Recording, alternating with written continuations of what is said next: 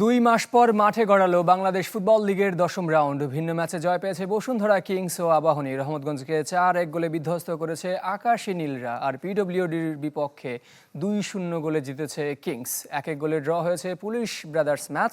সমান ব্যবধানে শেষ হয়েছে আরামবাগ ফকিরেরপুল ম্যাচও। কিংস এরেনায় প্রথমার্ধে স্বাগতিকদের লিড এনে দেন মোহাম্মদ হৃদয়। এরপর বেশ কিছু সুযোগ তৈরি করলেও গোল করতে ব্যর্থ দুদল। ম্যাচের ইনজুরি সময়ে সানডে ইমানুয়েলের গোলে স্বস্তির জয় নিয়ে মাঠ ছাড়ে কিংস।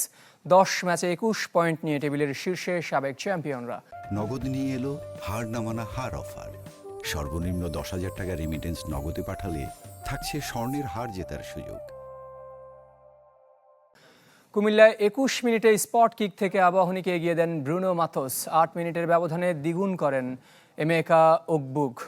বিরতি থেকে ফিরে জোড়া পূর্ণ করেন মাথোস। শেষ দিকে ব্যবধান আরও বড় করেন কাজেম শাহ। ইনজুরি সময়ে রহমতগঞ্জের হয়ে একমাত্র গোল করেন সুলেমান কিং। 16 পয়েন্ট নিয়ে টেবিলের 3-এ এখন আবাহনী।